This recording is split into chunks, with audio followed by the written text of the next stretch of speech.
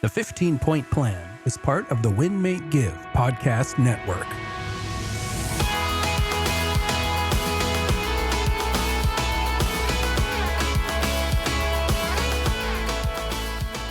Welcome to the 15-Point Plan. Chad Himes here, joined by the energized Jillene Snell. How are you today, Jillene? I am energetic, Chad. How are you? Oh, I am as wonderful as can be. And Jillene, we're kind of in between sections, I'm going to say. We're moving from nutrition to the next part of the 15-Point Plan, which is supplements. And while we're going through this, we're going to kind of cross over a little bit as we go between them. And today's topic is... It's about minerals in the body. Yeah. All right. So minerals in our body, which is part of nutrition, yet a lot of the minerals you're going to be teaching us as we go through this today, we might need to supplement into our diet because we're not going to find it in the natural way. Exactly. All right. Yeah. So here we go. Jillene, what the heck are minerals other than diamonds and emeralds and all those other fun things? We know they're minerals. Right. Well, I want to share a fun fact first, okay? So we have more than 30 trillion cells in our body, and every single one of them requires minerals to function. So we can't live without them. That's a lot of cells. But how often do we just slow down and understand what minerals our body needs? And Jillene, I thought you were going to say how often do we slow down and count all of our cells? That would take quite a while. Uh-huh. All right, so... And then what they do for our body, right? So that's what we're going to cover today. And essential minerals are divided up into major minerals, macrominerals, and trace minerals, microminerals. Okay, slow down and say that again. Macrominerals. She's energized, folks, so she's excited about this. And microminerals, but today we're focused on just the macro. Okay. However, these two groups of minerals are equally important. Your body needs less of the trace minerals, more of the macrominerals. Okay. And typically, we can achieve the need for minerals in our body through a balanced diet. Okay. However, not everyone has a balanced diet. You and I were just talking about the fact that I don't eat spinach. Mm-hmm. And I think you eat a lot of spinach, Love you said. it. And it has a high amount of nutritional value, and some of these minerals you can get from spinach. Well, Right. I don't eat spinach, so I actually need some supplements to help me with that. So kids, if you're listening, eat your spinach. So there's seven microminerals 7. that we're going to talk about: calcium, phosphorus, magnesium, sodium, potassium, chloride, and sulfur. Say them again. And No. Say them again. calcium, phosphorus, magnesium, sodium, potassium, chloride, and sulfur. You see, Jillene, like you, many of our audience members are probably listening to this in the car. They couldn't write all those down. That's why. Right, there's a test at the end. There you go. Okay. The first one I'm going to talk about is sodium. And when you think sodium, what do you think of? Salt. Exactly, right? Here's the thing. I'm going to throw a little curveball because table salt isn't necessarily the best type of salt to put in your body, and that's usually how we get our intake. One of the worst types of salt. Right? The way that it's mined and the other ingredients that are in there. So here's what I want to recommend is to get your daily intake of sodium. Okay. You want to look for a raw, natural Himalayan salt. Pink Himalayan salt is delicious. And so there isn't necessarily a supplement that I would recommend for sodium particularly, but that Himalayan salt has dozens of trace minerals and has a higher mineral content than table salt. Okay. And by the way, its pink color comes from its iron content. Okay, I never knew why it was pink. Now I know. All I know is that I like it. When I make a salad around the house, I'll crack some fresh pepper. And then one time with the pink Himalayan salt grinder that we have in the house, crack that over the salad to get a little bit of that and add some flavor. Absolutely. How do you get the pink Himalayan salt into your diet? I put salt on everything. My margaritas, just kidding.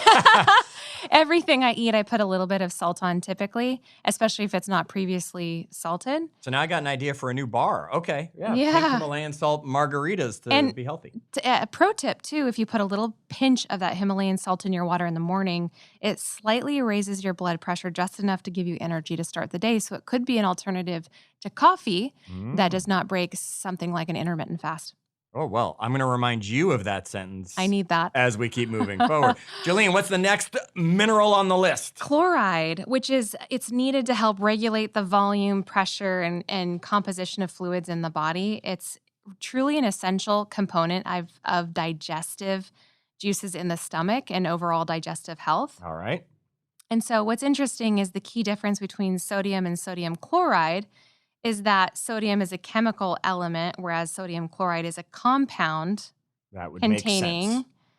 both of them, Yes, of sodium and chlorine. Okay. And they're essentially interchangeably used because people ultimately, it interchangeably used by people because it has about the same Okay. purpose in the body. I can't. So get go that back word out and today, listen to Dave. sodium to understand chloride, and then we'll move forward from that. The next one is Potassium. So when you think potassium, what do you think of? banana. Right. So interesting fact: 97% of Americans are potassium deficient. Okay, It's so you're telling me only 3% of Americans would not be listed as potassium deficient. Right. That's Yeah. amazing. And so the recommended daily intake is 3,400 milligrams a Okay. day. Do which you know how many are in a banana?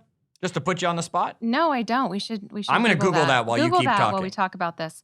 So it's the third most abundant mineral in the body. So if you ever feel anything such as like dehydration, fatigue, mood changes, or mood swings, some of that can actually be caused because of this deficiency in potassium. Or if you feel like muscle cramping, Yes. I don't know if that happens, or spasming in the body, dry lips, certain Charlie things horses, like that. you need potassium. Yeah, and of course, bananas are a great place to get it, as well as sweet potatoes, dried apricots.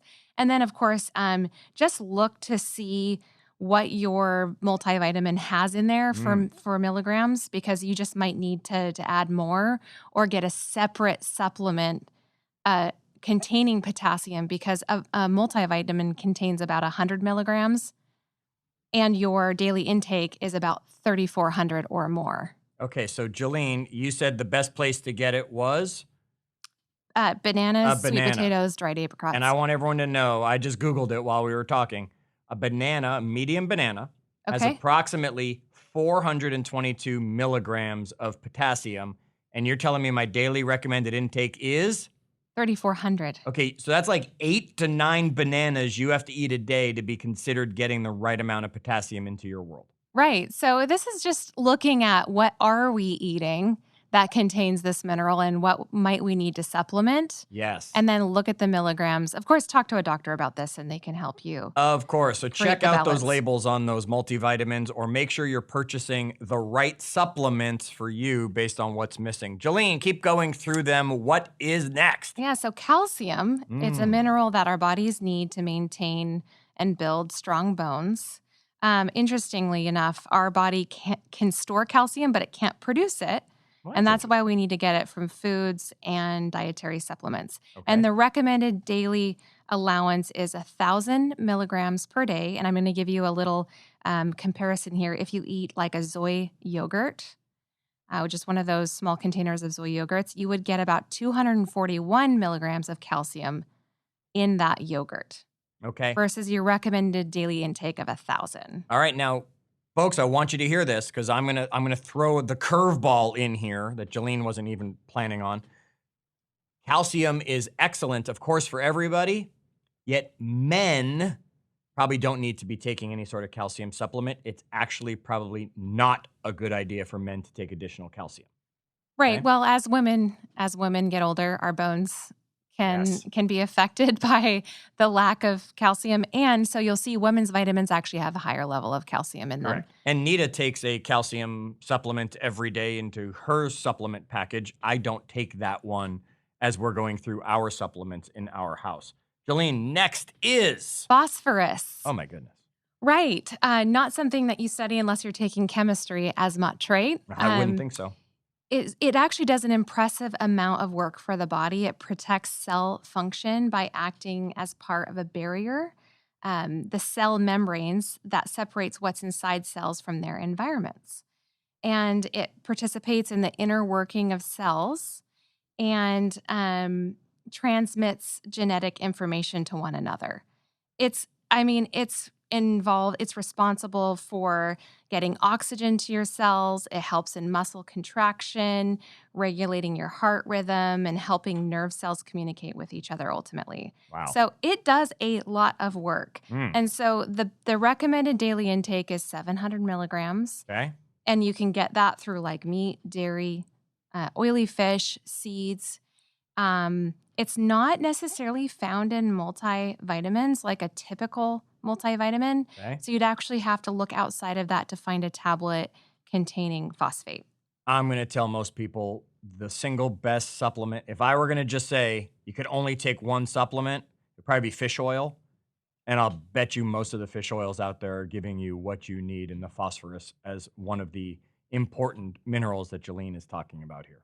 Absolutely. The next is magnesium. Magnesium. It's essential for making proteins and promotes normal nerve cell communication, muscle contraction, and a normal heart rhythm as well. Okay. And the recommended daily intake is 400 milligrams. Multivitamins typically have about 100 milligrams in them. Interesting. And you can get those additional milligrams through food sources like cashews, almonds, and spinach. Yes, and I have Spinach. almonds and spinach sitting right here on the desk with me, ready to eat when we get finished here.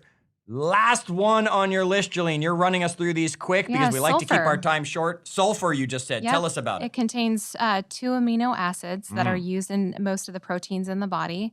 And they are present in like your skin, hair, and nails, where they help make these tissues strong and flexible.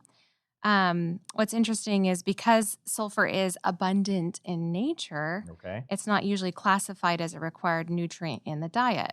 However, 13 milligrams per day are recommended. Got it. And if you take a vitamin like B1, like your B complex or Yep. B vitamins, you'll actually get some of that sulfur as a byproduct of that. Okay. So Wrap it up for us, Jillene. here's the thing, Chad. Yes.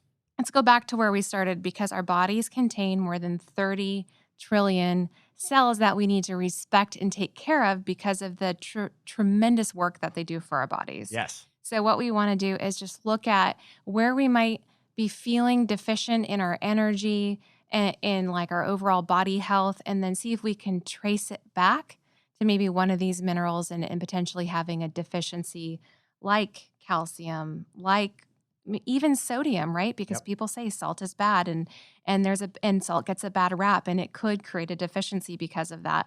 So just take a look at these and see what you might be deficient on, and then go out and look for some supplements or some of these food products that you can get some of the natural minerals into your body. Jillene, you're bringing us some amazing information on this. Folks, I want to remind you, Jillene and I might think we're smart, right? We might do the research for these episodes so that we can bring you the best possible information, yet neither of us are doctors.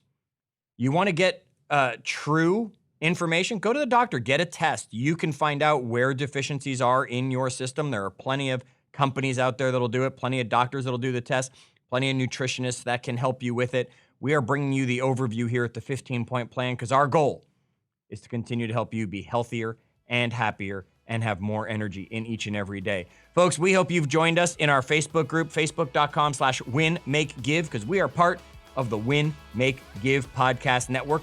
We also hope you've checked out some of our sister shows, such as Win, Make, Give and Tell Me Something Good. That's right. Until our next episode, we hope this one ups your energy level and takes you to the next level.